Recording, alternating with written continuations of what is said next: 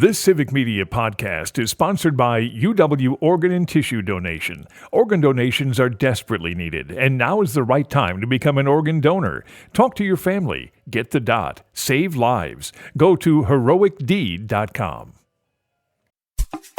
This is your WXCO Daily News Roundup for Bull Falls Radio, 98.9 FM and 1230 AM in Wausau. For WXCO News, I'm Brittany Merlot.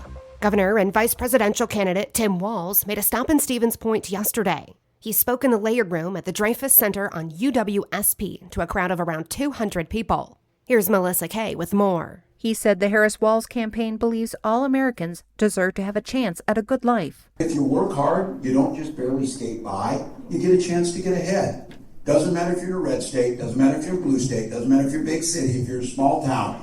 Everybody in this country should get a shot to succeed. That's what she's talking about. Governor Walz encouraged everyone to get out and vote on Tuesday. We're going to get the chance over the next 24 hours to shape this planet for generations to come in a positive way, in a way that unifies us, in a way that believes in our neighbors, in contrast to the darkness and the madness that is being put out on the other side. Polls are open today until 8 p.m. Be sure to bring a photo ID to your polling place. If you're not registered, you can still do so same day at the polls. Head to civicmedia.us/vote for links to voter information. And some of us are pretty passionate about our candidate, and maybe we've been wearing that passion via garb, a t-shirt, hat, or other campaign buttons. But Megan Wolf, the chief elections official for Wisconsin, says, so if somebody does come in with some type of political hat or shirt or other display of a position on the ballot, they're going to be asked to not come in with that on, to potentially change it. Any display of support for a candidate or position on the ballot is considered electioneering and is not allowed at the polls. And the U.S. Department of Justice says that federal officials will be monitoring the polls in 4 Wisconsin towns and cities, including Milwaukee, Thornapple, Lawrence, and Wausau. This, of course, after Mayor Doug Denny met some controversy when he decided to remove the ballot box. If you didn't vote early or absentee, head to the polls today. Long lines are expected. And for all the election results, information, and analysis, check out Civic Media's election coverage tonight. We'll be live with reporters all throughout the state following the U.S. Senate race, congressional districts, local Senate, and Assembly district races. And of course, the presidential election. Tune in starting at 6 tonight, and polls are open until 8 p.m.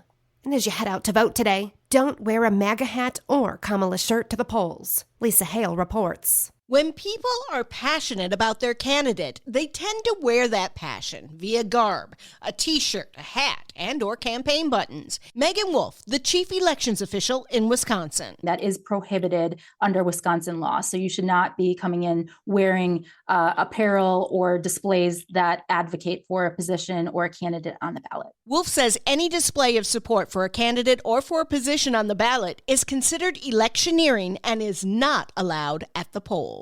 And Megan Wolf told reporters in a virtual press call that inaccurate information has been distributed about non-citizen voting in the state.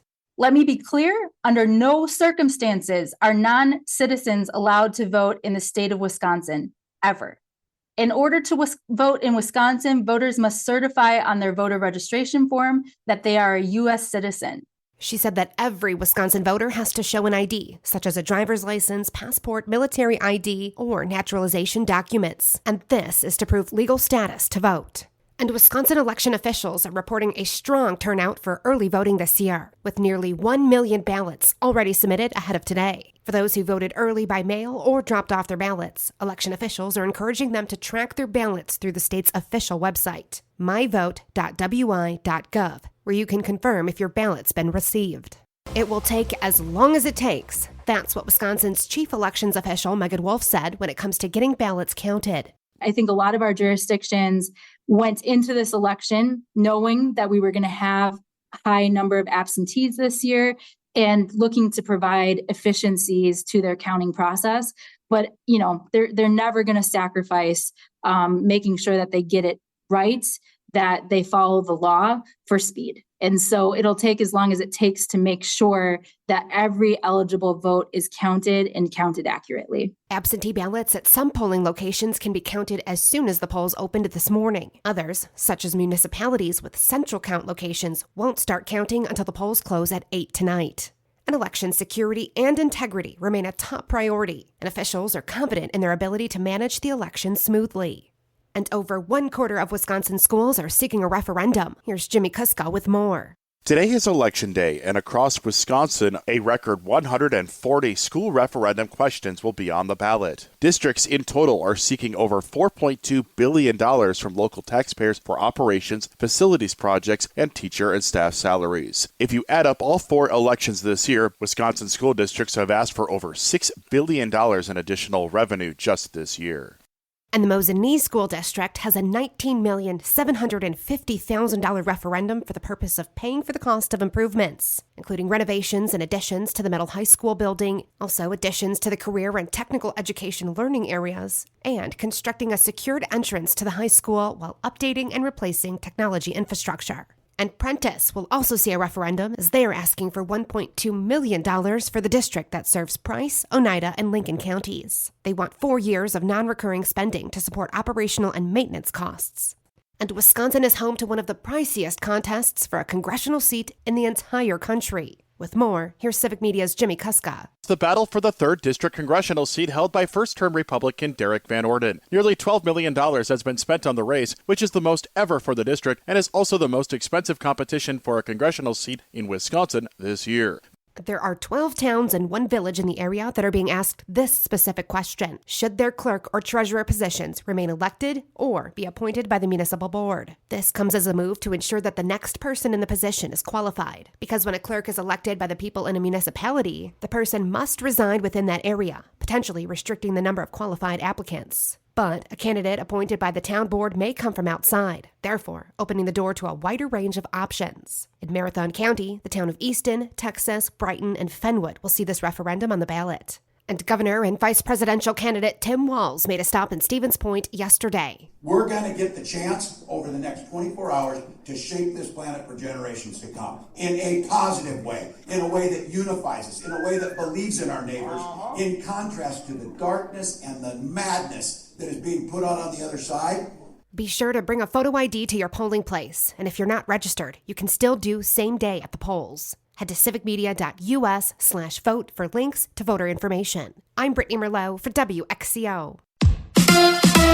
College basketball underway. Hi, I'm Mike Clemens with sports. The Wisconsin Badgers men's team opened up their season with an 85-61 win over Holy Cross in Madison. Head coach Greg Gard asked if he's determined who his starting 5 are going to be. That was my main message to him tonight. As we go on this journey over the next 5.5 months, we have to be together because it's going to be different people and different nights. Who starts, in my mind, I've never talked about it and made a big deal of who is starting. Everybody knows they need to be ready. In Milwaukee, number 18th ranked Marquette with a 102-62 win over Stony Brook. UW Green Bay lost their opener on the road at Oklahoma State 89-76 under new head coach Doug Gottlieb. Baseball, the Brewers' Matt Arnold has been named Major League Baseball's Executive of the Year. Pitcher Frankie Montez will become a free agent after declining his option. NBA, the Bucks battled but let it slip away in the final minute, losing in Cleveland 116-114. The Bucks host the Utah Jazz on Thursday.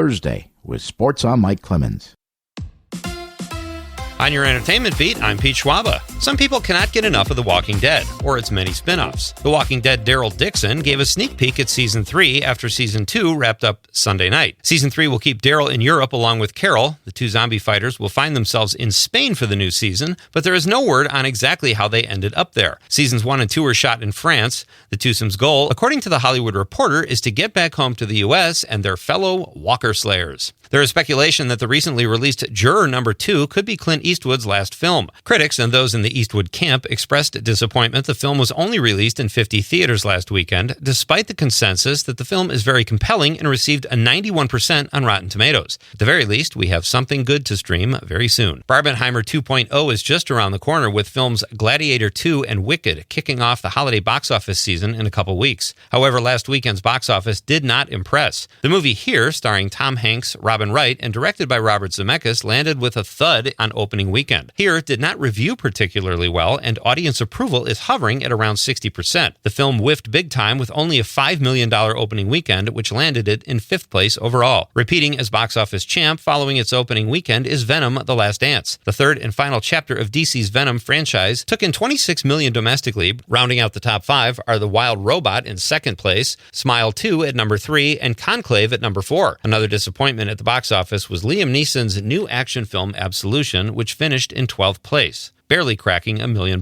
Martha Stewart might be dealing with a hangover due to her displeasure with her biopic Martha on Netflix. While promoting her new cookbook during an appearance on a game show similar to Family Feud, she took a shot at Ryan Reynolds. When asked which actors she would like to hang out with in real life, she listed George Clooney, her pal Snoop Dogg, and Brad Pitt, but made a point to say Ryan Reynolds is not funny in real life, adding that he is very serious. She also acknowledged her comments might not go over so well since the two are neighbors in real life. Despite the final season of Succession bringing Kieran Culkin his first Golden Globe Award, the actor has still not seen the series finale. In a recent appearance on The Late Show with Stephen Colbert, Culkin said he missed it because he was in Poland filming a movie and then went right to a vacation with his family. The actor told Colbert he knows what happens, but just sort of missed his chance. If only there was a way he could still watch it.